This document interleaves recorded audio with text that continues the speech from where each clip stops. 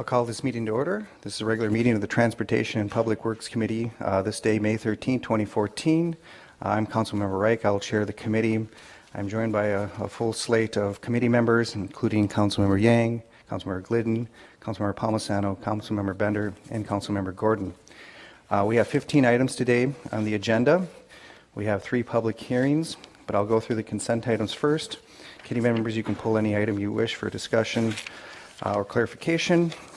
Item 4 on the consent agenda is alley resurfacing program. It's approved resolution designating the location of the improvements, receive the cost estimate of $338,030, and list the benefited properties, direct the city engineer to prepare proposed special assessments against those properties, and that public hearing will be set for July 8th, 2014. Item 5 is a similar set of actions for a street resurfacing project, but this is an amendment. It's amend resolution 2014 R189, amending the project location, amend the associated committee report to revise the cost estimate for the project of $262,456, and reschedule the public hearing for June 3rd, from June 3rd to June 17, 2014. Item 6 is the Edina Art Fair application approval. Item 7 is Rock the Garden, similar action required.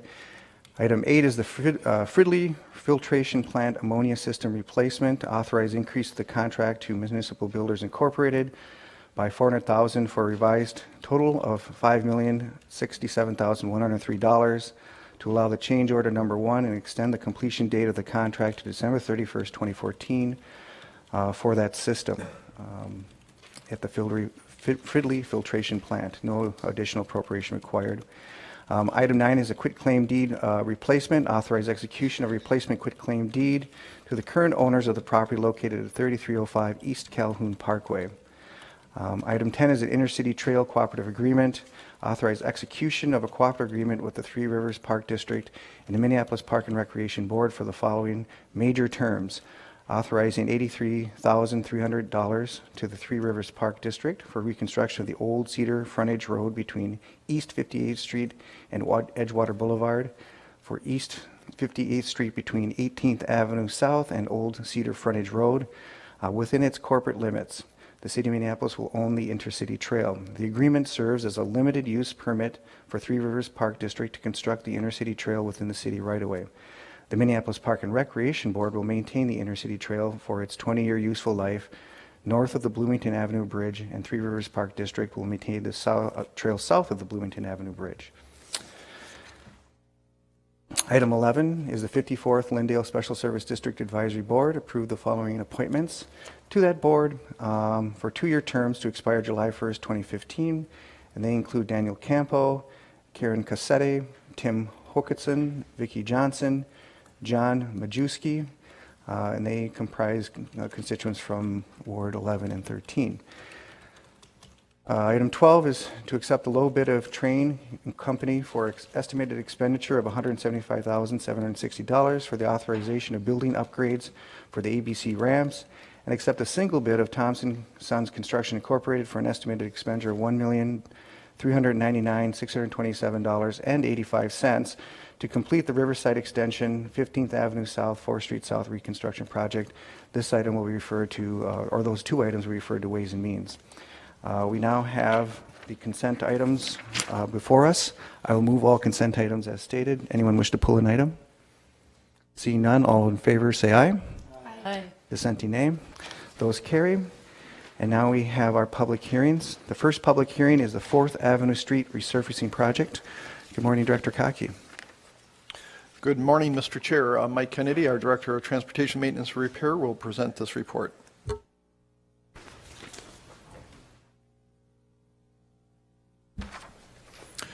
Morning, Mr. Chair, members of the committee. Mike Kennedy, Director of Transportation Maintenance and Repair for Minneapolis Public Works. We're here this morning for the public hearing for the 4th Avenue South project, resurfacing project. On March 28, 2014, the City Council designated the location, streets, and improvements proposed to be made for this project. The cost estimate for the project is $136,483 and is financed by net debt bonds and special assessments. The location is as shown on the map that I've put on the overhead as well as attached to your letter. This would be a mill and overlay of the street surface. The special assessment rates are the 2014 uniform assessment rates of 60 cents per square foot for non-residential properties and 20 cents per square foot for residential properties. Last Wednesday, a public community meeting was held, and there were no attendees at the meeting. So today our recommendation is for passage of a resolution ordering the city engineer to proceed and do the work and adopt special assessments in the amount of $55,665.35 for this project, and pass a resolution requesting the Board of Estimate and Taxation to issue and sell assessment bonds for this project. If there are any questions, I'm here to take those as well. Any questions? Seeing none, I will open the public hearing. This is a public hearing for 4th Avenue South Street resurfacing project. Did anyone sign in? No one signed in. And does anyone wish to speak? Does anyone wish to speak?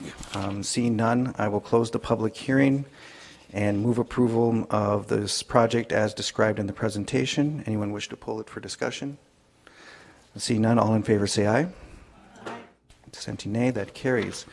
We'll move on to our second public hearing, and this is a public hearing item number 2.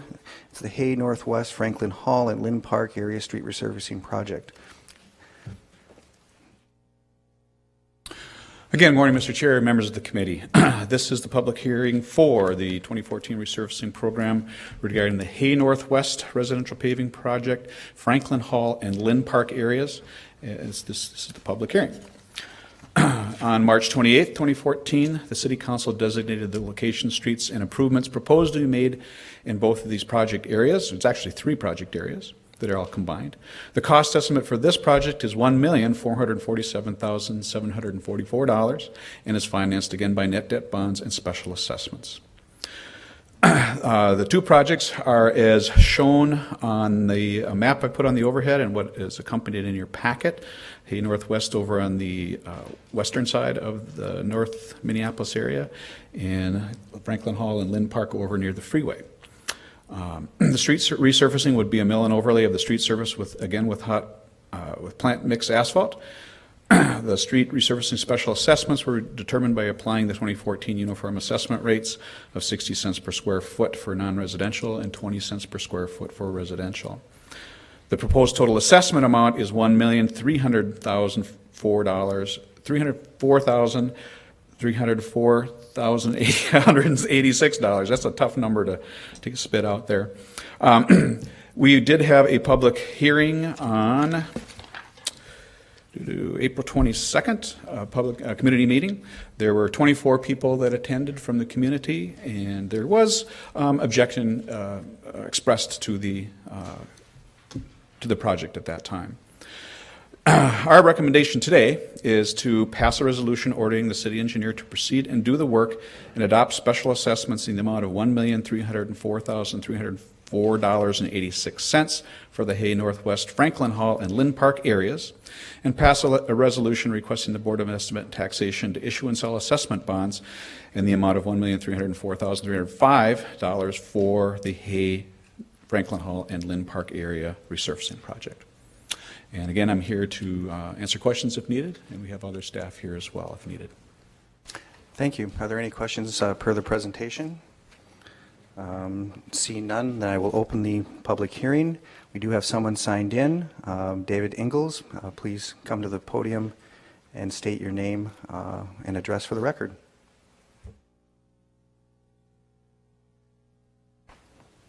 I've never been to anything like this before, so this is my first time, so bear with me. Just had a question. I live in that area and was wondering, I just basically saw a notice that it was going to cost me $2,300. Wondering, first of all, if that's, if everyone in my area, it sounds like it's per square foot, but if everyone in my neighborhood is going to be paying approximately $2,300, my concern was I listed my house for sale actually about 6 or 7 days before I received that notice, so wondering how that applies, and is it a one-time payment or is it built into next year's taxes? That's all my questions. That's very good. If you could state your name and address for the record. David Ingalls, 626 Harry Davis Lane, Minneapolis. Very good. I will take all sort of presenters in turn, and then they can all be answered. All their questions can be answered at once, if that's okay. Oh, I'm sorry. Thank you. Oh, no, thank you. Thank you for your testimony. Is there anyone else who wishes to speak? I have no one on the list. Does anyone wish to speak? And this is regarding the Hay Northwest, Franklin Avenue, Lynn Park area street resurfacing project. Seeing none, I will close the public hearing and ask staff, I will not, I didn't gavel it, so we're still open. Good morning. My name is George Smith, and I live at Lynn Curve Avenue North. And I was concerned also about the payments on, I've been in my home for like 36 years. You know, worked hard to pay for it, and looked like every time I turn around, I got to pay taxes, got to do this. So I'm concerned also, I'm on a fixed income, you know, and I'm worried about how am I going to pay this amount that they're charging me. Very good, thank you. And I believe it's very similar and consistent with the first set of questions. Does anyone else wish to speak? Does anyone else wish to speak? Last chance. I will close the public hearing and ask staff to answer the questions that were presented to us. Mr. Chair, members of the committee, I'll let Suzette Hermstead talk to the effect of the assessments and how those are paid off and that sort of stuff. Yes, the project is assessed on a per square foot basis, so there is a range that people will be paying depending on their lot size. And it is a uniform assessment rate that is applied uniformly on that area per square foot to all the property owners that are affected. Thank you. Good morning, Chairman Reich and committee members. Suzette Hermstead, Public Works Special Assessments Office. The term of payment for these assessments is a 5-year term. So the assessments would be levied to taxes beginning on 2015. The assessment is not yet pending, which becomes an official lien against the property after Council passes the resolution to go forward with the project and levy the assessments, and it is published in Finance and Commerce newspaper, so it will not be pending for a couple of weeks yet. As to whether a property is for sale, it's a negotiable item between a buyer and a seller and is dealt with in their purchase agreement as to who would be responsible to pay levied and pending assessments to the date of closing. So a negotiable item between buyer and a seller. The city doesn't require that an assessment is paid when property is sold. Okay. And then there's also certain qualifying remedies depending on the situation of the property owner in terms of repayment. Right. For a senior citizen or disabled person, there is a deferment program available if the person qualifies, meets the qualifying guidelines, and that would put off the payment of the assessment until the property is no longer the homestead of the applicant. Okay, thank you. I think that answered all the questions that came from the presenters. Councilmember Yang. Thank you, Mr. Chair. I just want to let my colleagues know that this is the first project up in Ward 5, and I've struggled with this issue quite a bit in the last couple of weeks. I went to the public hearing, and let me first just say that Public Works has done a fantastic job of engaging the community. They were there at the public hearing, Larry, Suzette, and Chris specifically. They handled the folks there very well. It was about 24 to 30 people, and the folks were pretty unhappy that these projects were happening. I think the folks in the Lynn Park area were, very much not in favor of this resurfacing project, despite the facts that were out there. I mean, when you look at the age, when you look at the PCI, I think it tends to tell us that it's probably about time. And, in terms of resurfacing, which is 1/4 of the cost of a reconstruction, these facts seem to suggest that it made sense to do that. But one of the concerns from the folks in Lynn Park was that about 5 to 6 years ago, there was some sort of construction that happened along Lyndale, and that some parts of Lynn Park might have been paved as a result of that. And so the folks there were pretty unhappy about that. I would just say that the people who lived in Lynn Park, the folks who showed up at the public hearing, talked about, being, and they are, I mean, to some extent, they're kind of the suburb in North Minneapolis. I mean, they're just kind of tucked away from most of Ward 5. But I mean, it's a really nice community. I actually walked through every single street that's marked red here and looked at it. And, I think, for a layperson like myself who has gone through the streets, I mean, it looked fine to me. But, I'm not an expert on this. I mean, I certainly would defer to Public Works on this. And, when a PCI is 54, I mean, that's pretty glaring, I think. With Hay Northwest, I mean, generally the comments that people had was much more to do with, yes, we need the resurfacing, but it's tough for us to pay. And so, I think for myself, I mean, my concern is this. I mean, on the one hand, we want good things to happen in North Minneapolis, and that includes good streets up in North Minneapolis. But the part that concerns me most is just this, special assessment. I mean, how it hurts the folks in Ward 5 a lot more than, let's say, other places across the city. And, I mean, the assessment is uniform. I get that part, but I mean, in terms of, where people are, in terms of, their economics and those sorts of things, I mean, it's a little bit difficult. And, I don't know if there's a solution that can happen now, but I mean, I certainly would like to see, our policymakers really think about how we do this so that, I guess the impact is much more something that we all share as a burden, instead of the folks who just are lucky or unfortunate enough to have these projects happen where they are. I know that 26th Avenue North is going to happen in the next year and two, and it's going to be mostly a reconstruction. I mean, in the central part, and it's going to cost a ton of money, and the folks there are going to feel it. And in both ways, I mean, feel it in their pockets, but also feel it in terms of driving. And I tend to think that folks will like the driving experience a lot more. But my point here is just that the folks up in Ward 5, especially the folks in Lynn Park and Hay Northwest, are going to feel this. And I think, generally speaking, they tend not to want these projects to happen. And, even if it's good for them, I think they're much more concerned about their pocketbooks. And so hopefully, policymakers here will be mindful of that.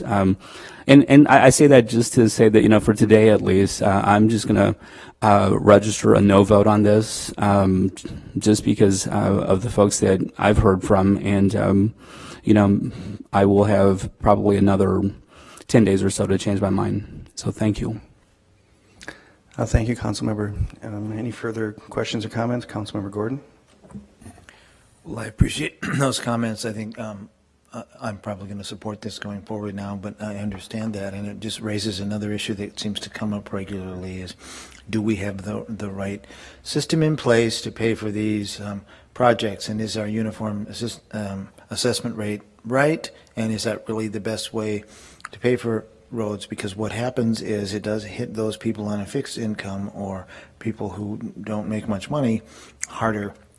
It's a bit of a regressive approach, even though it's fair, it's across the board.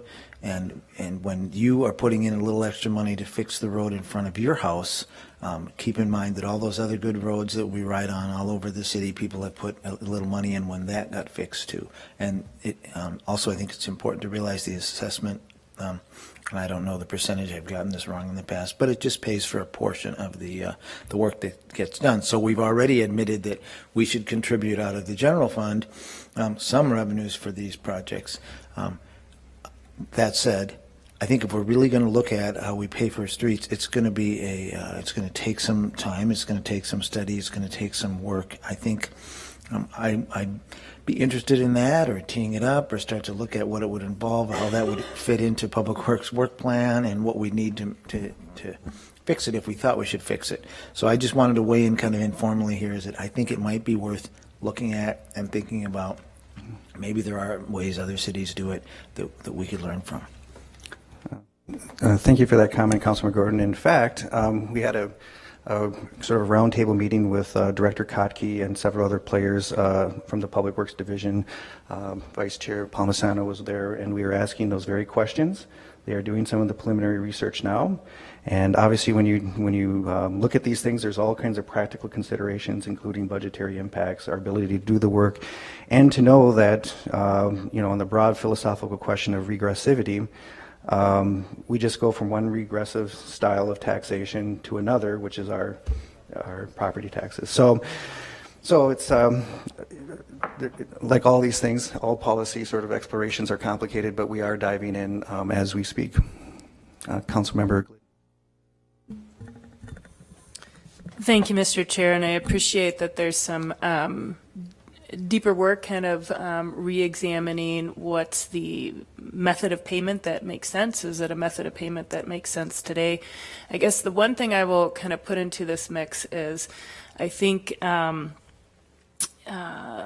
from looking at the infrastructure needs in this city, which is not dissimilar to other cities, we have to think about how we're increasing our investment, not decreasing our investment. We really have some serious issues with how we're maintaining our infrastructure, as well as thinking about new things that we want to do. And that just, again, becomes then an additional element to add to the mix once we think about what's the right method of payment. And I would not want to support something that is going to slow down our ability to maintain our critical infrastructure in the city, which doesn't just include kind of the surface of the street that we see, but also includes other major elements like our sewer system and other things which have very substantial needs. Councilmember Glidden, not to sound unsecular, but amen. Councilmember Yang. Thank you, Mr. Chair.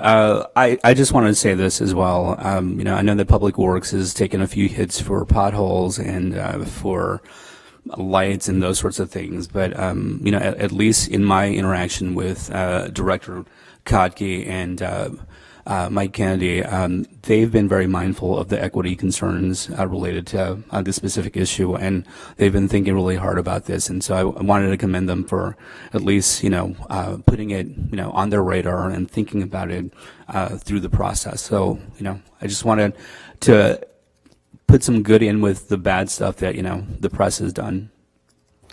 Well, and Councilmember Yang, I commend you for how you've approached this. You've really dived in. You've gotten in the middle of it. You've been a good constituent service person in the middle of this conversation, which I know are not easy. I've been to a few of these hearings, and they're not the most pleasant exercises that we do.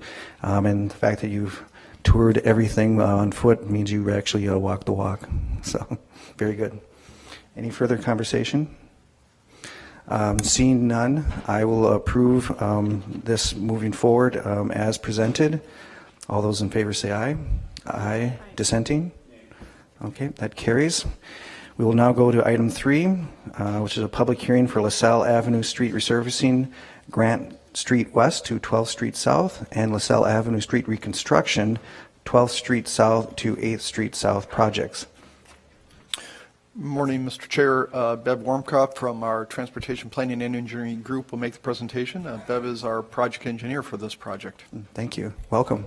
Good morning. Good morning, Mr. Chair, council members. I'm Beverly Warmka from the Transportation, Public Works, and Engineering Group. This public hearing will be for the LaSalle Avenue project. This project is actually kind of 2 sub-projects. There's a resurfacing project between Grant Street and 12th Street, project number 2228, and a reconstruction project between 12th Street and 8th Street, project number 2227. The resurfacing project includes the removal of the top layers of pavement and placing new asphalt, spot curb and gutter replacement, and some sidewalk replacement. Assessments would be used for that, or to use to fund portions of that. part of the project, using the influence zone area method with a rate of 20 cents per square foot of residential property and 60 cents a square foot for non-residential property, and that would come with a 5-year payback on that, and work for that segment of the project would be done in this year with assessments to begin on the 2015 property taxes. The reconstruction portion of the project includes new pavement, sub-base improvements if necessary, replacement of some curb and gutter, storm drain inlets, new accessible pedestrian ramps, new signals, new lighting. It is also using the influence zone area method with a rate of 80 cents per square foot residential property and $2.39 a square foot for non-residential property, and that would come with a 20-year payback. We would recommend that we continue this portion of the public hearing for this portion of the project till a later date, and we would return to council with a layout for this portion of the project. Right now, along the corridor, utility upgrades and replacement have started, hence the reason we're bringing this forward right now. But the actual reconstruction would be done in 2015 with city forces, so the assessments would be levied in 2016 on that portion of the project. The total project cost is estimated at $4.6 million, and it would be funded by MSA dollars, net debt bonds, stormwater revenue, and assessments. And to date, 4 stakeholder meetings have been held, including one last Wednesday, where we had 4 people attending to talk about the assessments. And I'm available for any questions. Any questions for the presentation? Councilmember Yang? No, sorry, no. Okay. Seeing none, I will open the public hearing, and this is a public hearing for the LaSalle Avenue Street Resurfacing Project and the LaSalle Avenue Street Reconstruction Project for the areas described. Is there anyone signed in? No one signed in. Does anyone wish to approach and give testimony? Does anyone wish to approach? Seeing none, I will close the public hearing, and we have before us the item as described. I will highlight that the continued public hearing related to the street reconstruction portion of the project is set for July 8th, 2014. I will move all the other action items related to this project as stated in the presentation.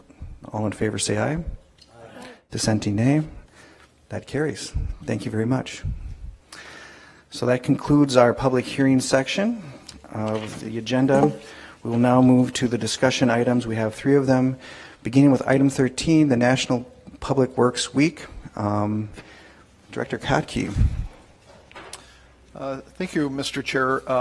Simon, I'm sorry, I'm on the wrong item. National Public Works Week is an event that the American Public Works Association sponsors every year, and I think we have a resolution for your reading today. I would just advise council members that this is an event that we have every May, and that it's partly mostly just to recognize the good work that our public works employees do throughout the city. So with that, I'll turn back the resolution to you. Thank you very much. And just looking for the actual language around the resolution. Here it is. Thank you. So the resolution that will be before this committee and subject to our approval is the resolution of the City of Minneapolis declaring the week May 19, 2014 as National Public Works Week, and whereas the American Public Works Association will celebrate the 52nd Annual National Public Works Week will be held the 3rd week of May, and whereas the National Public Works Week is a celebration of men and women who play a crucial role and are dedicated in strengthening our community, designing and maintaining infrastructures, and improving our quality of life.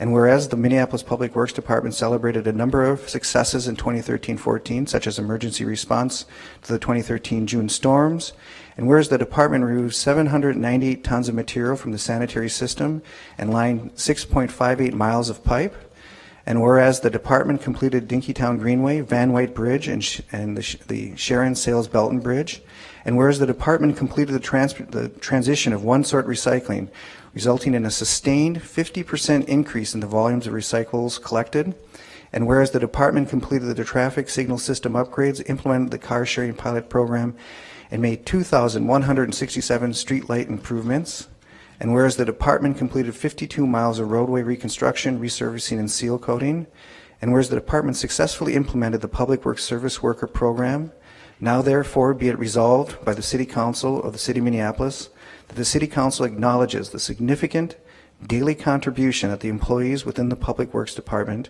of the City of Minneapolis provide to the citizens and businesses throughout the city during National Public Works Week. So that is motion before us to approve that resolution. All in favor say aye. Aye. Dissenting nay. Very good. It's quite a list. I'm sure it's an abbreviated one at that. Councilmember Glidden? Yeah, thank you very much, Mr. Chair. I just wanted to maybe make a couple of comments. Just thank you for the resolution, and just think it's really important for us to acknowledge what's some amazing work that's done by our staff in the Public Works Department. And one funny story that I had was I took one of those trips to go on the sewer tour one time, and which is a big hit, I'll just tell you, for anybody who goes on that tour. And it's an amazing way to experience some of the work that happens in public works that I think the general public is very unaware of, all the expertise and the hard work that goes into maintaining our infrastructure. And as I was leaving the tour, I recalled saying to the staff who helped me that this was one of the best experiences and most amazing experiences I had learning about the city of Minneapolis. And their response to me was, better than riding in the cop car? and so I think just a public works staff, yes, it was on par with riding in the cop car. Just the work that you do every day is really fantastic, and I appreciate it so much, and I knew that the residents in Minneapolis do as well. So thank you. Any further comments? Congratulations. The words in the resolution are heartfelt and I think a real reflection of our appreciation, not just as elected officials, but our constituents too, time and time again. They like the work that they see in their communities. They love engaging with the staff that come out to the community groups for presentations. There's just a high degree of professionalism that goes with the work that's accomplished. So thank you. So moving on to our second discussion item, item 14, Bicycle Traffic Safety Program. Thank you, Mr. Chair. Now, back to the item I was referencing earlier.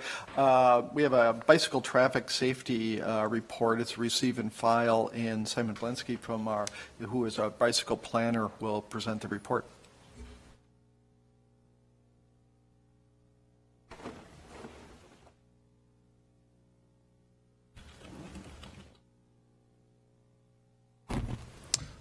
Hello, Mr. Chair and council members. Simon Blensky, bicycle planner with Traffic and Parking. Today I'd like to give you an update on the bicycle traffic safety program and projects that will be implemented or completed in 2014. In addition to the other education and outreach efforts that staff are currently engaged in terms of bicycling in Minneapolis. I'll start by discussing the infrastructure projects in the city right now related to bicycling, and I've divided them up into different categories as we're implementing bike projects through a number of different means currently.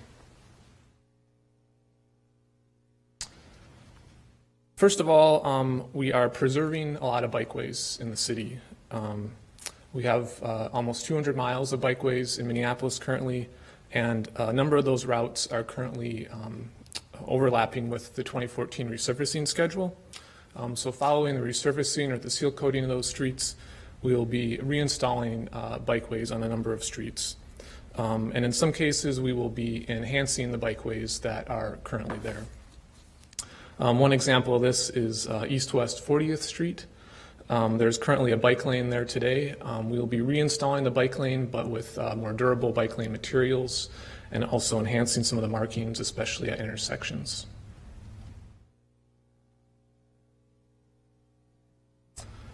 We are also adding a number of new bikeways as part of our resurfacing and seal coating program. Currently, the city has its bike master plan, which identifies new routes and where they will go. Currently, staff are using the year's resurfacing schedule and seal coat schedule to prioritize implementation of the on-street network for the bike plan. We work with the city's bicycle advisory committee each year to work through that list and prioritize projects for the upcoming resurfacing program. A couple of the projects you can see there in red are new bikeways, including Dowling Avenue North, Hennepin Avenue South, as well as a couple projects by the University of Minnesota, including 5th Street Southeast and Oak Street Southeast.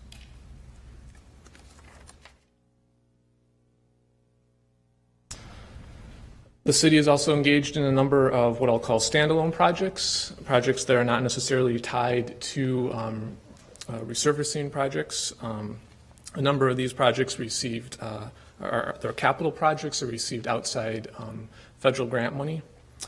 A couple highlights from this list are a couple of remaining federal projects from the non-motorized transportation pilot program.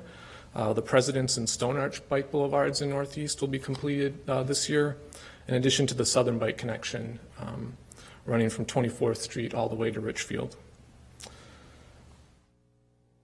Public Works is also making a number of signal improvements that relate to bikeways this year, and you can see a couple of those locations on the map. A couple of them are already operating, including the bike traffic signal at the Midtown Greenway and Park Avenue South, and the bike path, the diagonal trail at Stinson and New Brighton Avenues.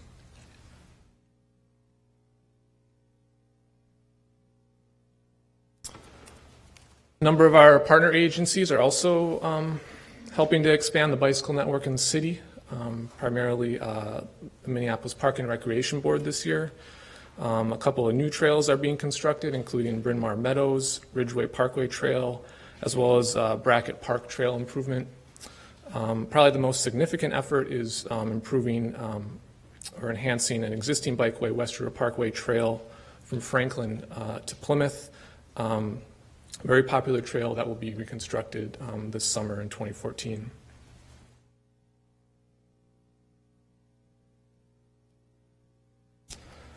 Staff are currently engaged in planning efforts for projects that won't necessarily be implemented in 2014, but in the near future. These include bikeway connection through Gateway Park and 2nd Street in downtown, future planning for 26th and 28th Streets, and Franklin Avenue Southeast. Staff are also engaged in a number of projects that are a few years out from that, larger reconstruction projects such as the Lyndale Hennepin reconstruction, 26th Avenue North, and 18th Avenue Northeast.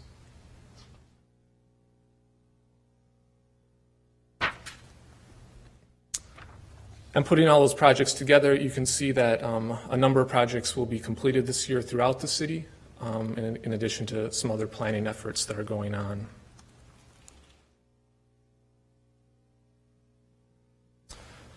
One project that I did want to highlight or call out is the West 36th Street Protected Bike Lane and Bicycle Path Project, pedestrian path project. I wanted to highlight this because it would be the first of its kind in the city. It is a two-way protected bike lane, a bikeway project that would connect Lake Calhoun to the Bryant Avenue bikeway. It will also establish a pedestrian space and fill a sidewalk gap along 36th Street, along Lakewood Cemetery, and overall provide a comfortable bicycle connection between Lake Calhoun and Bryant.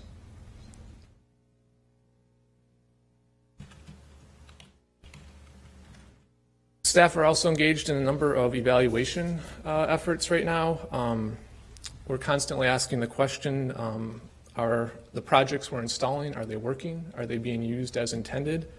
The city will continue its annual bicycle count in September, where we count over 100 locations citywide each year. We are also doing a number of surveying efforts, intercept surveys, to ask bicyclists if they like the facilities that we're building, how they're using them. And we're also looking at other innovative ways to count bicyclists and monitor bike traffic. We've set up traffic cameras at a number of locations around the city to see and observe bike car interactions. Question on that, are we collecting data from the ZAP locations? I believe the TMO collects it, but do we glean that information as well? Mr. Chair, the ZAP program, It is managed by Commuter Connection.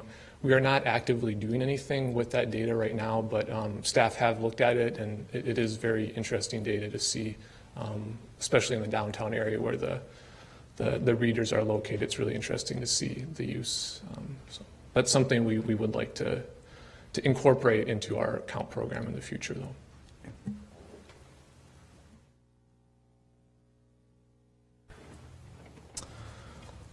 I wanted to highlight some bicycle education efforts that the city is also engaged in.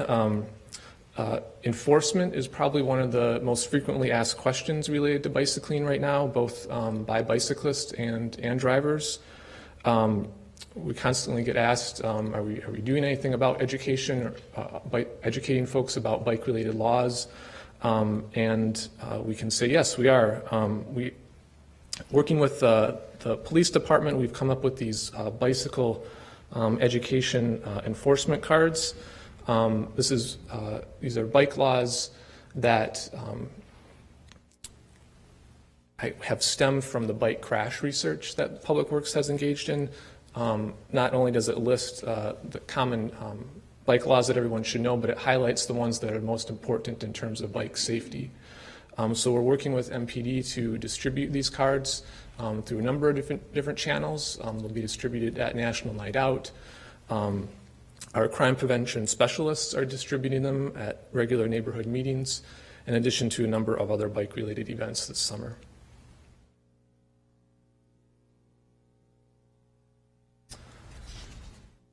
And lastly, I wanted to highlight some education that is going on internally here at the city. Public Works employees are being educated about bicycle safety. Beginning in 2013, bicycle and pedestrian safety was incorporated into the Public Works annual safety training and also new employee orientations. I wanted to thank the Public Works safety team for being a partner in this. They reached out to us to develop a bicycle-related curriculum. And this year, in 2014, we've even had Public Works drivers assist in the presentations and give a firsthand account of what it's like to drive around bikes and give tips to their own colleagues. Some of the highlights of the curriculum are that all drivers are instructed how to check their blind spots for bicycles and also how to properly turn across a bike lane. With that ends my presentation, but I'm happy to take any questions. Are there any questions for the presenter? Councilmember Gordon. Thank you so much, and I appreciate learning about some of the good things that we're doing. I was a little bit curious about how we're ranking in terms of the measures that we put for ourselves. I know that we have a goal where we want to reduce, actually, I think we're trying to move towards 0 bike deaths, and I know that I forget, there was, I think we were 9th in some rating for bike fatalities, I think, and I also know we have goals of reducing the crashes by 10%, I believe, each year. Do you happen to know how we're doing right now in terms of those kinds of measures? Mr. Chair, Councilmember Gordon, yeah, we have a number of indicators. We monitor crashes and counts on a regular basis as part of Results Minneapolis. As far as safety and crashes, one thing that we always like to highlight is that bike crashes had held relatively flat as bicycling has doubled or tripled over the past decade. We still want to make sure that the number of crashes are going down, but overall the crash rate, the bicycle crash rate in the city is declining. We unfortunately still continue to have 1 or 2 bicycle fatalities per year. This is also something we're trying to work on and reduce. We do know some of the common causes of the fatal bike crashes, so we're working to have targeted outreach and education regarding those common attributes. So do you think there was 2 fatalities last year? I will have to check that. I don't know off the top of my head. Okay. Well, that's maybe there was 1. I know that we aren't at 0 yet, and I think that would be a great goal. And I think that drilling down then on where and why and how those occur will be key. I also know we have some notorious dangerous intersections, and so part of that is, or part of what's going to help us maybe reduce the crash is actually to look at those. And I was maybe hoping to see those in the report and what we've done to deal with those intersections that are so bad, and probably there's even streets too that are worse than others in terms of crashes. So that would also be good information to have. I don't know that you have on the top of your head what are the most dangerous intersections, but if you did, I would be curious to hear. I know that there's some not very far from Second Ward and some in the Second Ward, and we have a lot of bikers there, and people are concerned about 26th and Hiawatha, for example. Do you have some identified that you are monitoring and that you're concerned about? Mr. Chair, Councilmember Gordon, yes, we do know the top intersections for bike crashes in the city. A few to highlight is the Franklin-Cedar Minnehaha intersection, the Hennepin-Lyndale bottleneck area. You mentioned Hiawatha and 26th. We have looked at these intersections in depth, and we do know what the common crash types are in terms of bike crashes. So the city staff already know what's happening out here. We know where bicyclists are trying to go, and we've done targeted observations to know this. So there are, both for Hennepin, Lyndale, and also Franklin, Cedar, Minnehaha, there are projects on deck here in the near future. So we'll be working with other city staff and our partner agencies to ensure that we don't miss these opportunities to make changes to these intersections and mitigate the common crash types. That's great, and I appreciate you calling some of those out. One of them, the Cedar Minnehaha Franklin, is an intersection I've been very involved with now for years. I think we finally are getting close to maybe seeing something happen there, which could be really useful. The last thing that I want to mention is trucks, semi-trucks. This is the larger trucks with the trailers. I know at least in the Second Ward there was one fatality in the last few years, and it has to do with trucks that are taking a right turn and that there's a blind spot and they can't necessarily see the bikers, and bikers aren't always aware of that. And so what I think if with some added safety technology, special mirrors, some other sensors on those trucks could really help with that. And that's something that I've tried to push and see if we can't get some state action on requiring some better safety standards for truckers. And so I think that's also an issue that the council would, if you thought and you found some improvements in that area, we have a legislative agenda that we can work on, and we can bring those issues forward too. And so as people think of things like that, it would be fantastic. I also like the idea of bike signals, separate signals for bikers. I think one of the first ones in the city was put in the Second Ward by the University of Minnesota, right there at 15th and 4th, where there's just an enormous number of bikers. It's worked really well. It basically, right where the walk light is, you see a little green bicycle come up, and all the cars just wait, and the bicycles get to clear the intersection. And I think that it really helps. So as we develop more of those, I think people might be interested in seeing what they look like and actually tracking how they're working. And let's say if we installed one at one of these problem intersections, then to find out, did it really make a difference? Did it really help? And then I think there'll be a lot more interest in seeing them go forward if we find out they work. Anyway, thanks for letting me talk. And I think just to echo what Councilmember Gordon was saying, if we knew what our the worst 6 or 10 intersections were, and we just made some reporting as to what we've been doing to address it and what improvements have been made, I think that'd be very useful. Councilmember Bender? Thank you, Mr. Chair. I have a couple of questions. One was about data collection, and this is one area where we have done historically over decades such a better job for automobile traffic than for bicycle and pedestrian traffic. You know, we have so many systems in place to count car volumes, but very few in place to count bicycle and pedestrian traffic. And I think we've done a really great job as a city of being really proactive, and the bike ped section and the department in general has been doing a lot of data collection, doing bicycle and pedestrian counts, but I think we rely a lot on volunteers for that work. So I wondered if you could just really briefly talk about that work, and if you have the resources you need to really accurately count bicycle and pedestrians to understand the safety issues, and then kind of see the before and after impacts of some of these facilities that we're building. Mr. Chair, Councilmember Bender, Public Works is still doing its annual September counts, and we count over 100 locations each year, thanks to the help of about 100 enthusiastic volunteers. And luckily, over the 7 years of the program, we've been able to maintain the volunteer base to do that, which has been great. In the long term, though, we're looking to start using more automated counters. One example on the slide that I have up now on the lower left, Public Works has purchased a couple of tube counters. So these look a lot like the tube counters that we use to count cars in the road, but these can actually specifically detect bikes. Are they ready to be incorporated into a widespread citywide system counting program? Not quite. I think it will take at least a year or two to pilot them to see how they function.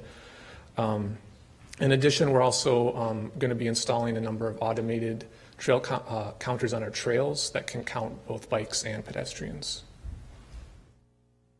And then just another question. Some of these are innovative facilities that people haven't seen before.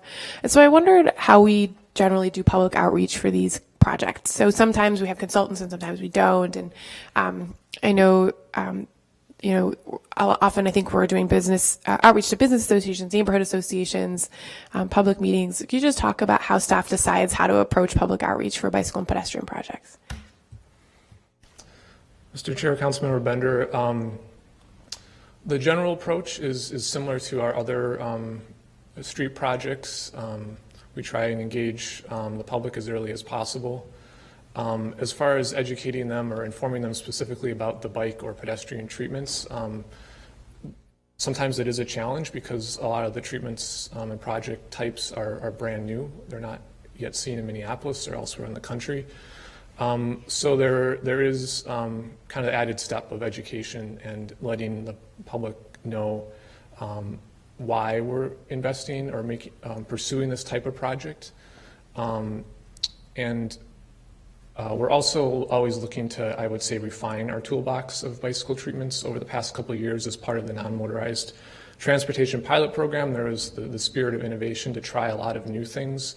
And we're really learning what is more effective than other things. So hopefully going forward, our toolbox is only made up of a small number of effective treatments to improve bike safety. Great. Thank you, Mr. Chair. I think maybe this is for Director Cockey, that I just want to make sure we are fully supporting both data collection and public outreach for bicycle and pedestrian improvements, because I think those two are really key to improving how neighborhoods and people feel about these projects as they come through. All right. Noted. Any further discussion? Well, thank you for the presentation and the lively conversation. We can now move to our other discussion item, which is the last item on our agenda today. And that, I will actually receive and file. I'll move to receive and file the presentation that we had today. All those in favor say aye. Aye. Dissenting nay. That carries. And we now have item 15, Blue Line LRT extension, the Botno Corridor LRT, DEIS comments. Good morning, Mr. Chair. We have actually a couple of presenters this morning. I'll start out with Don Flum, our transportation planner, and then we also have Brett Rusko from the county, who will also add to the presentation, and then I think we'll hand it back to Don to finish the presentation. All right, thank you. Thank you, council members. We do have Brent Rusko here from Hennepin County, as Steve mentioned. Just want to say very quickly, we have two components here. Brent will talk about the project. We'll provide an overview of where we're at in this process. And then we'll talk about the city's comments. So I'll come back after he's presented. I just want to introduce Brent at this time. Brent and his colleague Joe Gladkey have worked many, many years on the Botno Corridor. These transit projects take a very long time, and he and Joe have done an absolutely tremendous job of carrying this project forward. So I just wanted to say that and introduce Mr. Rusko from Hennepin County. Chair, members of the committee, thanks for this opportunity to present information on the Botno Transitway. And I just wanted to also express how much we appreciate the city of Minneapolis, the partnership in this process. It is a long process, and there's, as I will present, there are many steps ahead of us.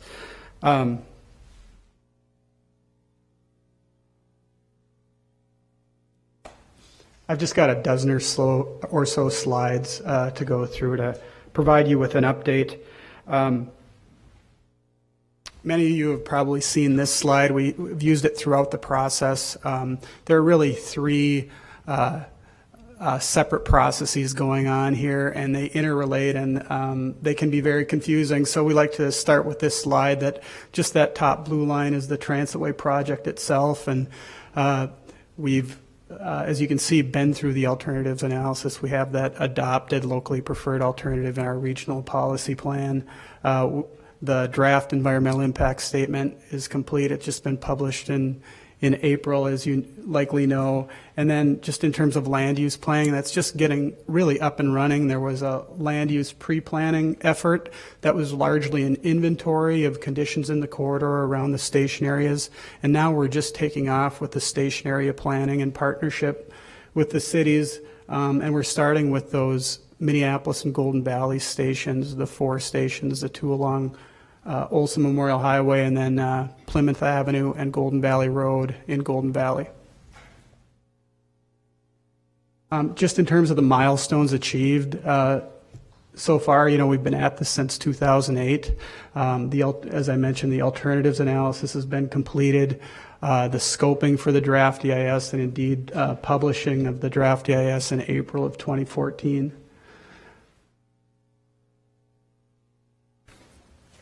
Just a few slides on what is the draft EIS, or what does it do, and it's a really important document in terms of assisting decision makers in the assessment impacts associated with the project. It documents purpose and need.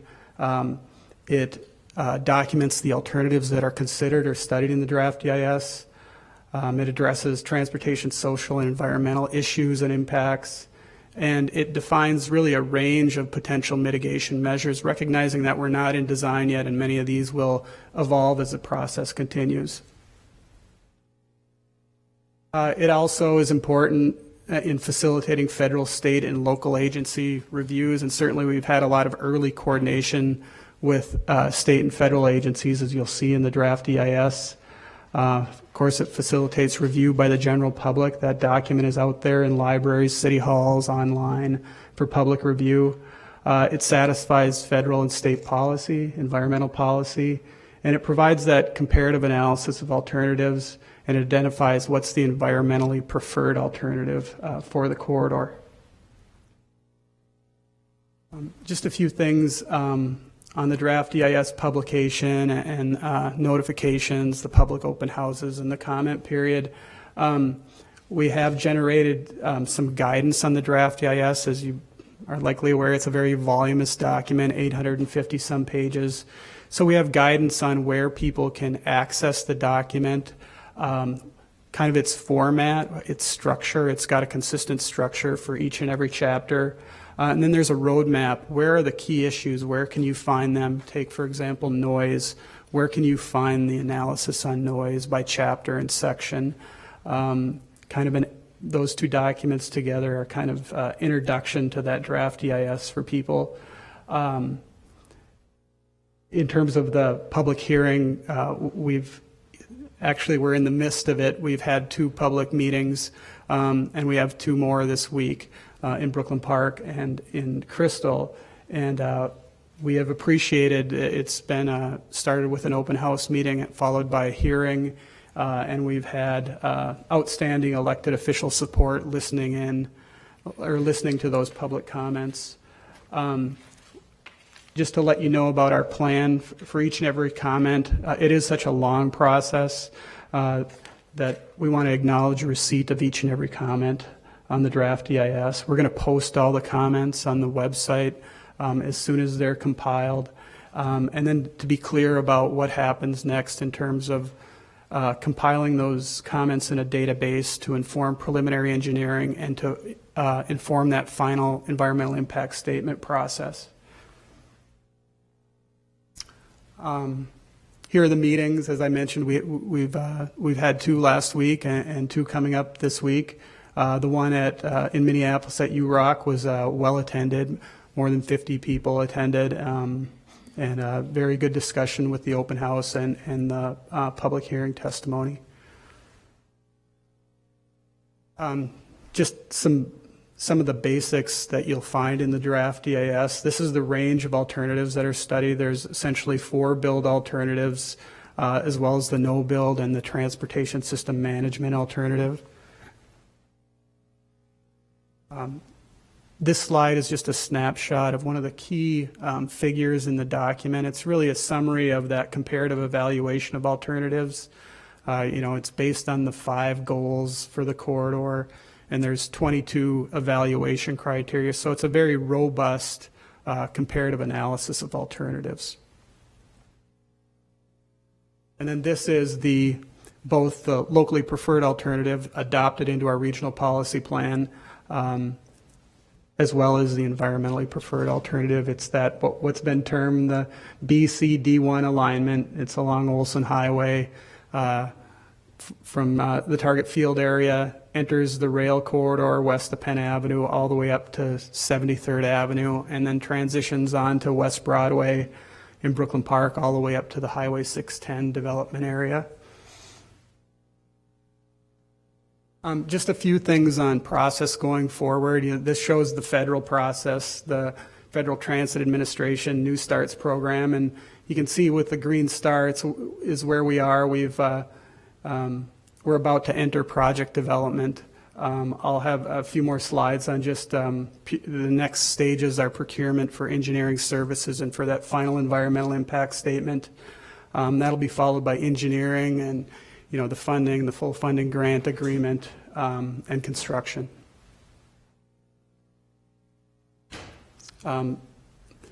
This is just a little bit of information, and we're kind of in the midst of this process. The engineering services RFP, Met Council released that on May 1st.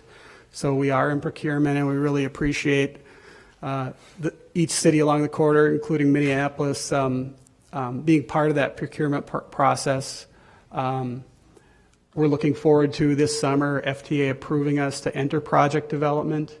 We're looking forward to getting the consultant on board and then advertising for the final EIS, and hopefully by the end of 2014 to have the final EIS up and running as well. A little more detail on that engineering services RFP. Indeed, as I mentioned, it's been advertised, and this gives you maybe a little better idea. It's really through the summer that we'll be evaluating proposals and negotiating a contract. And the hope is that by September we have notice to proceed, that potentially a project office is up and running by late 2014. Thank you. Feel free to contact me with any follow-up questions. I have a general question. How coordinated is this? And this is probably more of a Metro Transit question with redevelopment, rezoning. It's, because I look at the current existing land use, and I know Brooklyn Center, Brooklyn Park have aggressive redevelopment initiatives, and they've kind of proven themselves in the growth range. But I see a lot of empty tracts of land along this line. Is there sort of a way to ensure, if not encourage, the kind of dense development that would justify dedicated rail investment beyond park and rides? Well, yes, I think the answer is yes, that potential it really exists, and that's going to fall under, I really haven't talked about it much, but focused on the LRT project today, but under that station area planning, that's a really opportunity to look at land use, with the Transaway investment, what are potential changes into the future. I guess it's one thing to say that there's redevelopment potential, and then Robbinsdale says, well, by that we mean 2-row townhomes. You got $1 billion project. I'd maybe opining out of school here, but just an observation. Any further questions for the presenter as we can continue along with our staff presentation? Seeing none, thank you. All right, thank you.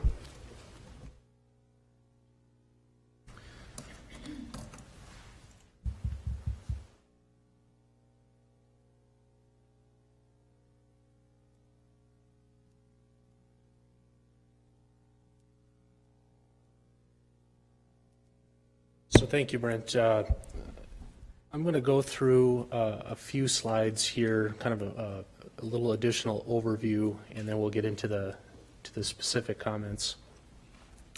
What you see here is a map of the Bottineau corridor. This is the locally preferred alternative.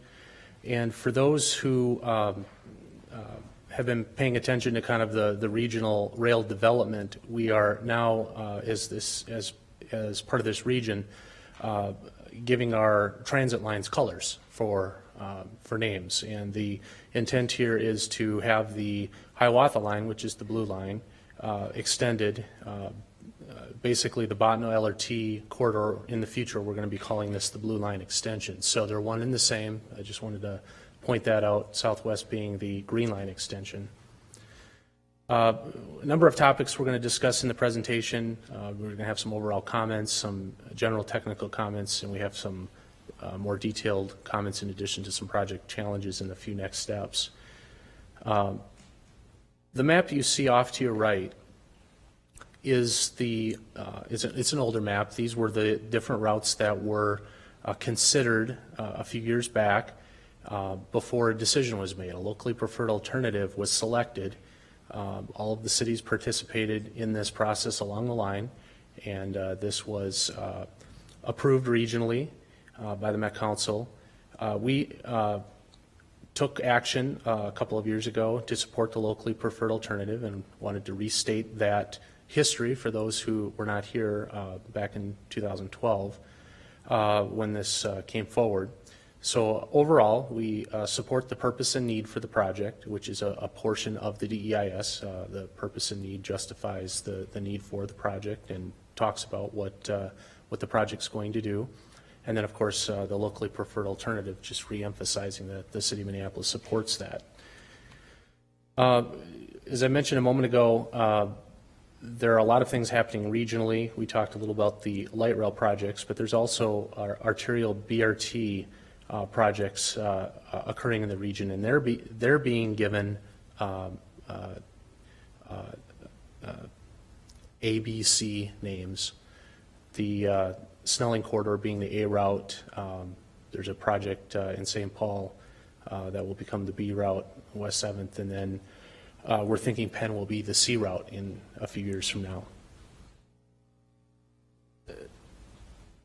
One of the first things that we saw when we examined the DEIS was the fact that a number of north-south streets are going to need to be closed. And with that, we want to make sure that we maintain pedestrian access. We do not want the Bottineau corridor to become a barrier or a wall for people to get across Olson Highway. Olson Highway is essentially a barrier as it is. We don't want this project to make things worse. So that's essentially our first technical comment here. Kind of emphasizing the bicycle pedestrian crossings at particularly at the 4 locations where that access is being proposed to be eliminated. So those are our 2 first comments. There will be 23 general technical comments. These are highlighted comments. The detailed comments are found in Appendix 2 in your packets. And then, as I mentioned a moment ago, Olson Highway and east-west trunk highway through North Minneapolis. What you see in the map there with the yellow dots with X's are the proposed closures. One of our concerns is that, in addition to the lack of access that could be potentially created here if the project's not done right, is diverted traffic. We need to think about how traffic is going to cross in general, and we don't want to be putting too much pressure on some of the local streets in this area. That's our third comment. Fourth comment, and I don't think this is anything we really have to worry about because there are a number of available parcels in suburban locations, but we are not in favor of having an operation and maintenance facility within the city. This is a dense built city. We'd like to preserve the vacant spaces around the stations for more intense development. And in the DEIS, it does call for 2 potential locations to host the O&M facility in Brooklyn Park. Our fifth comment, and this is a big one, we would like to see both stations in the city of Minneapolis constructed.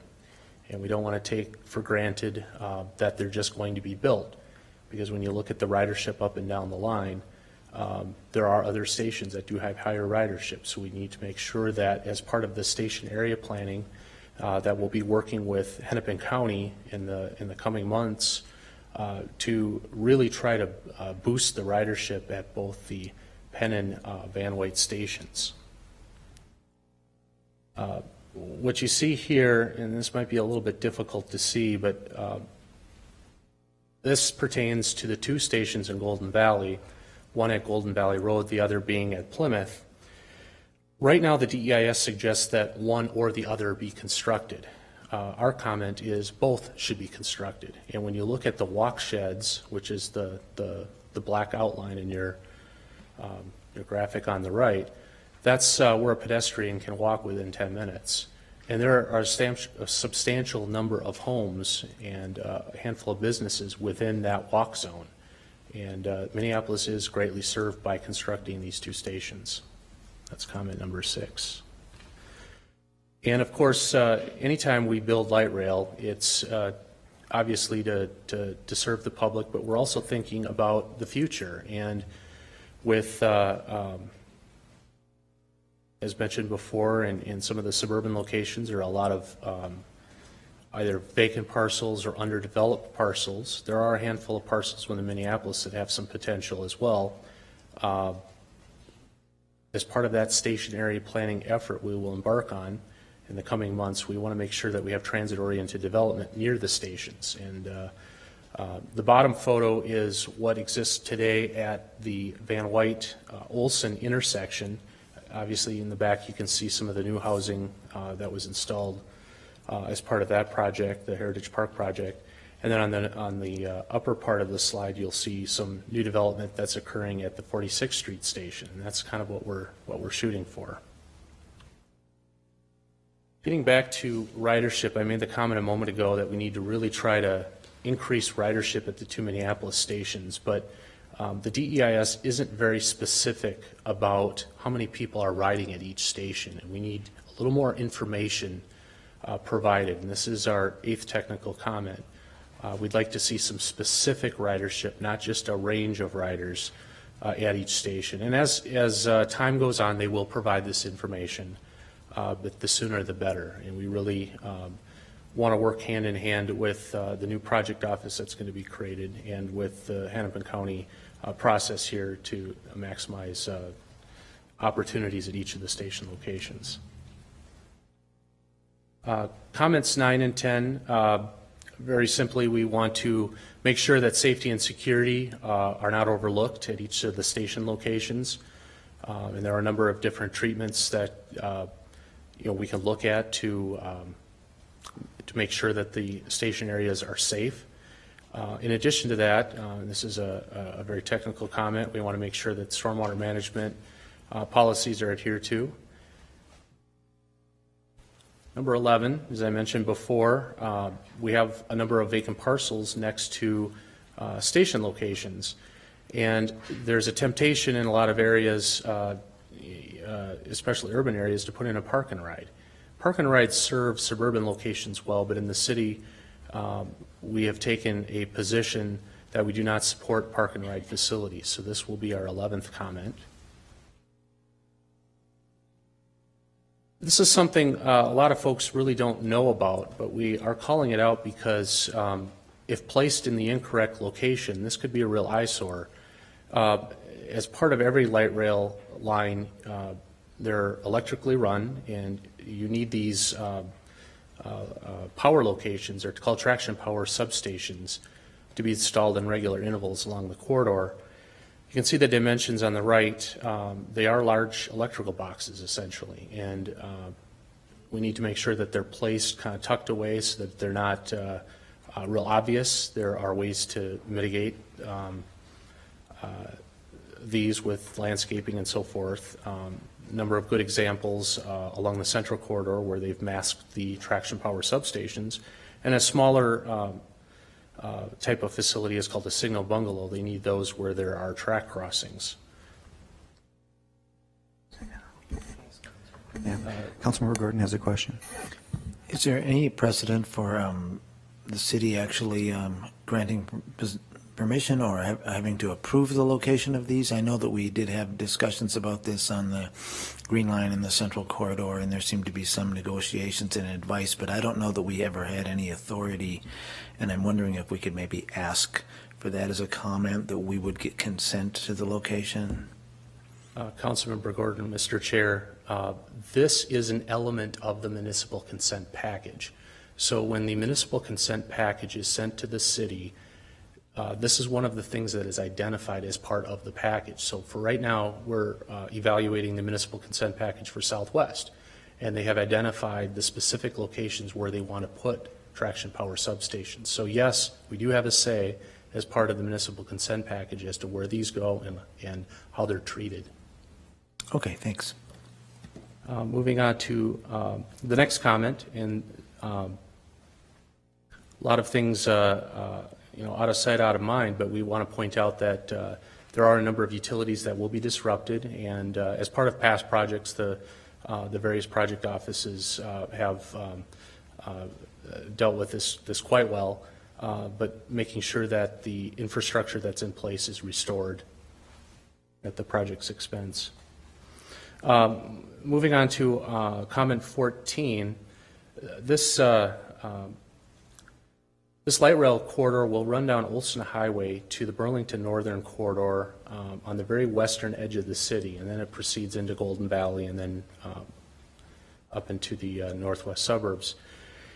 There are a number of homes very close to this existing freight corridor, and we want to make sure that as we move forward with the project, that we look at noise and vibration issues, particularly for those homeowners that are very, very close to that corridor.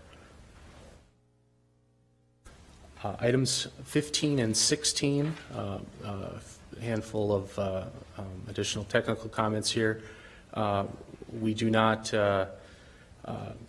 encourage preemption at signalized crossing. We would prefer to see a priority type system for signals. And then comment 16 pertaining to cultural and historical resources, making sure that those resources are preserved. You can see a picture of the Floyd B. Olson statue located on Olson Highway, former governor. Comment 17, we want to minimize tree loss. Now, currently the DEIS shows the light rail running in the median of Olson Highway, and it turns out that there are a lot of young trees, some of which have been, there's a research project at the university where they've been working to test a number of trees in harsh conditions, and we want to try to salvage as many of those smaller trees as we can. Obviously, the larger trees are likely going to have to be taken out. So that's comment 17, and working with the park board to plant back trees as they're taken out. And then comment 18, we don't want to overlook or understate the importance of public art, and we want to see that integrated in with our station design. Been talking with Mary Altman about that, and very important that we integrate that. 19, public and pedestrian street level lighting should be evaluated in accordance with the City of Minneapolis street lighting policy. We'd obviously like to see some street lights installed as part of the project to make the walking environment safe to get to stations. That's comment number 19. 20, and this is something, it's a very nuanceical thing, but it does impact the look of the corridor. There is a nicer style of catenary pole, the electrical pole that the light rail uses, that could be installed along Olson Highway, and we're requesting that tapered tubular pole be installed. This is what was done on University Avenue in St. Paul, and it looks nice. In addition to that, we would also like to see embedded track along Olson Highway. You'll see a photo of what ballasted track looks like. It's with the granite rocks. Pretty self-explanatory there. And as with the Central Corridor experience, obviously, anytime you're building a large project like this, businesses are going to be impacted, and we would like to make sure that there are efforts in place to mitigate the construction impacts for local businesses.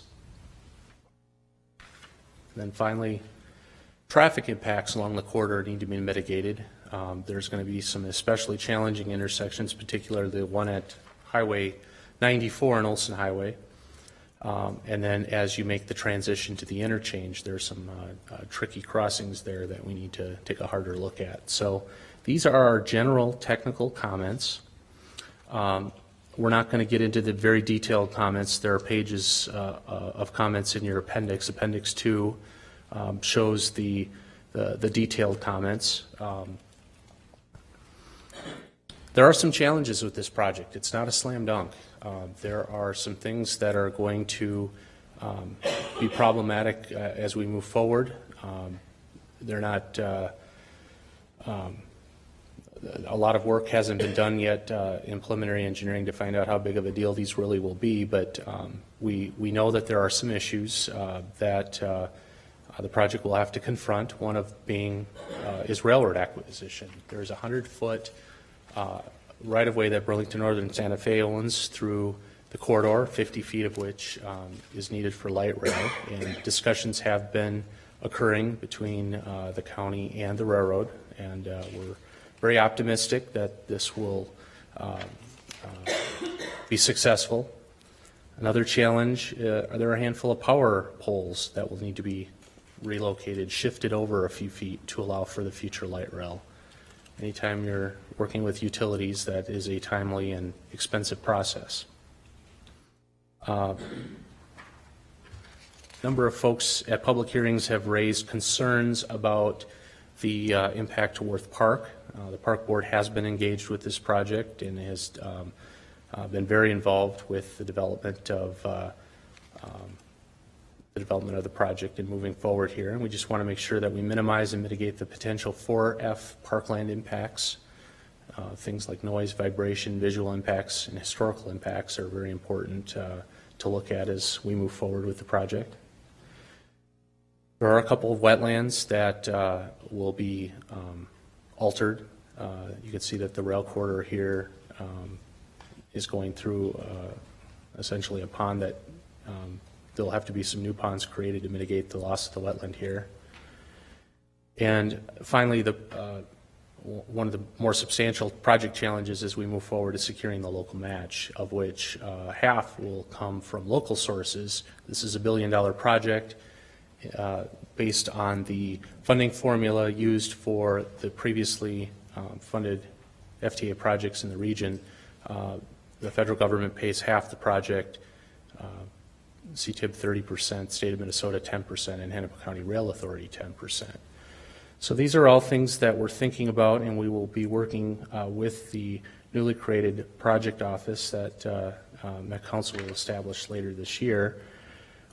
This schedule is something I put together. This is not something that was provided to us. What I tried to do was take Brent's timeline and try to extrapolate some possible dates here. As I mentioned earlier in the presentation, these projects take a long time. It takes a couple of years to do preliminary engineering.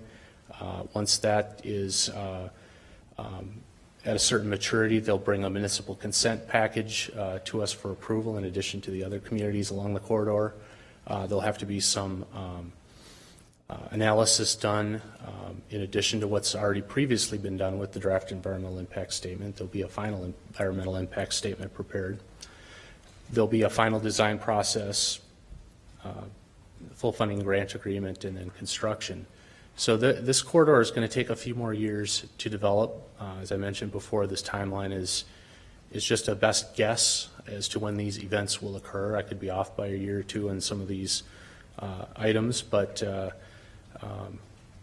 we're well on our way. We're about halfway through the FTA process, and it sounds very promising that we will enter the preliminary engineering phase very, very soon.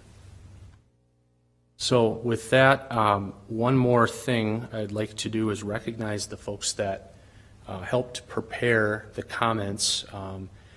These DEIS documents are substantial. They're several hundred pages in length. I think this one was over 850 pages. Some of the folks that I've been working with more on a day-to-day basis on the project. In addition to Brent and Joe here at the city, Jack Byers, Jim Voll, Jenny Hager, Beth Grossen, they're sort of a core team of folks that are working on this project. And then some of the more specific disciplines that commented, Alan Klugman, Mackenzie Turner Bargan, Simon Blensky, Forrest Harding from our Traffic and Parking Services Division, Kelly Moriarty, Lois Eberhardt from our Surface Water and Sewers Division, and Bob Urban from our Water Treatment and Distribution Division all took a look at this document. So a lot of staff effort went into this. Thank you to those who evaluated the document, and I'll stand for questions. Thank you. Thank you, Mr. Flom. We'll begin with Councilmember Yang. Thank you, Mr. Chair. I just want to ask a couple questions. The first one may be much more rhetorical. Don, did you make up the word nuancical? Yes, I did. Okay, that's what I thought. Okay. Mr. Chair and council members, I actually sat through two public hearings, the one in Golden Valley and the one in, Ward 5.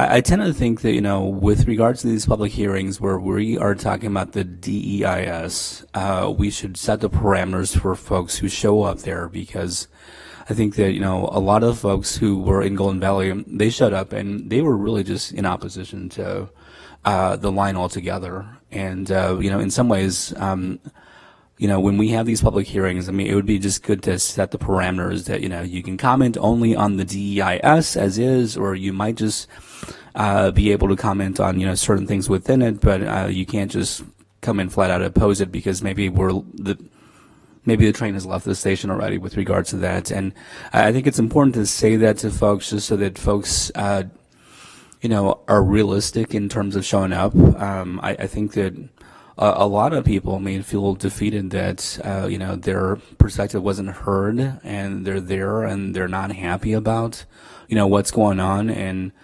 I think we don't want to, feed certain expectations that people have about what's going to happen or those sorts of things.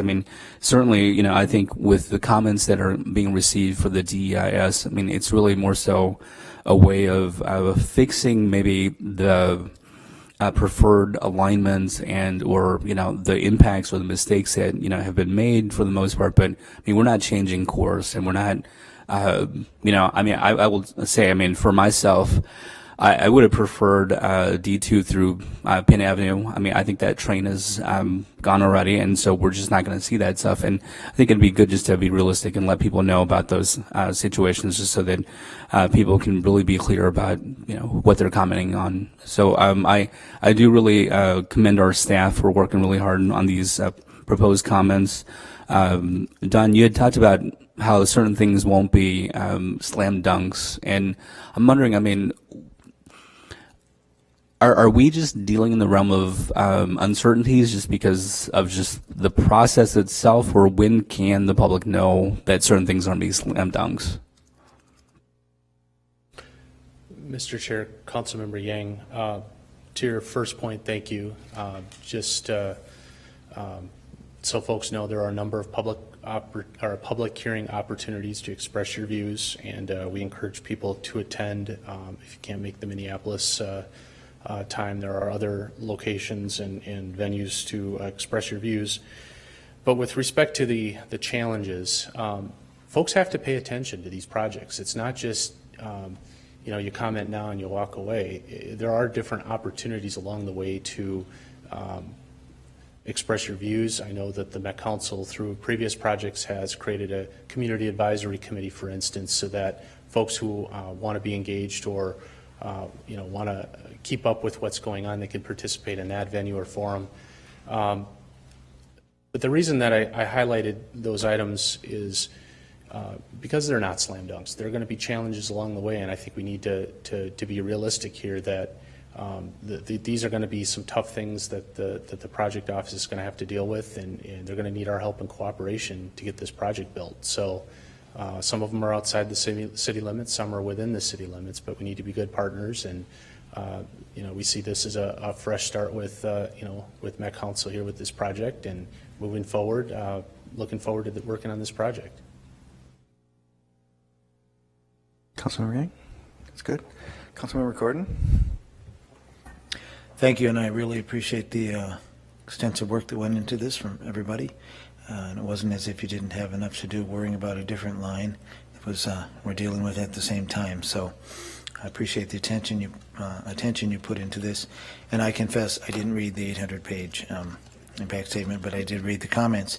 And I have just a couple questions and idea. I'm curious about I think it's comment 15. About the city of Minneapolis is opposed to LRT preemption at signalized crossings. Is this a blanket policy that we've adopted as a city? And does this reference just to those crossings in the city of Minneapolis, or are we making a comment about the whole line? Mr. Chair, Councilmember Gordon, we're making this comment specifically for the intersections within Minneapolis. I suppose other communities can take a similar or different position if they so choose.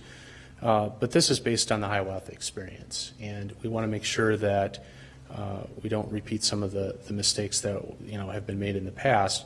Technology is improving with signalization, but the fact of the matter is we need to make sure that all of the modes are accommodated along this corridor, and we need to make sure that as we move forward, everything moves efficiently. As for policy, this has been a comment or a statement that we have made consistently through the years on other projects with Central Corridor and also with the Southwest Corridor. So this is a consistent comment. I don't think there is a specific resolution that says that we are opposed to this, but it is a comment that we have submitted, a technical comment in each of those packages. And I think it's less of an issue with Southwest with the alignment right now because there's not that many signalized crossings in the city. So I wouldn't bring it up there. I totally appreciate how something that we got out of Hiawatha. There were some problematic and are some problematic intersections that we've had many drivers of cars complain about. I don't think we've had many rail users and transit users complain about the preemption, though. I haven't heard one. So I think it works well. I'm actually concerned about the Green Line, and we haven't seen how the Central Corridor thing's going to work, where it has no preemption. The timing that we heard actually told us it's probably going to be quicker to take the 94 Express bus if you want to go from downtown St. Paul to Minneapolis, because it's going to be slowed down because there's so many crossings. We're hopeful that there'll be some kind of technology that will kind of give some preference to the trains. But we see how the light rail works downtown. It turns into a streetcar where there is no preemption with the Hiawatha Green Line. I think everybody knows what I'm talking about. But, so it does stop and it waits, and it's a streetcar once it's downtown kind of. But it definitely is much faster when it's coming up through the neighborhoods. So I think it's an important point to make. One of the things I'd like to see, and it came up a little bit with the Central Corridor, was what if we could somehow do some kind of a grade separation on the busiest streets, like in that case, University and Snelling. We didn't. But I mean, imagine if we could identify the most problematic streets, maybe it's Penn, and just let the train dip under the road and go on. I guess there's a station there, it can't happen. But I don't have the map in front of me, but you can imagine. And I don't know how we'll ever get to building our lines like this, because I know that's going to add costs when we come to those intersections, but it seems like making comments that might ask people to look at the costs of doing some treatments for problematic intersections will help. That will allow the normal everyday traffic to continue flowing, and we have control over the signals as it is, and the train can just bypass it if they can do this. And I'm sure it's lots of money, but just imagine all the money we're paying for the railroad right away and for those power lines and all these other costs, and what this could actually do if it meant we were saving time on the rides on the light rail to actually get people to use the trains and get out of their cars, which I think is part of the goal of this. And so I really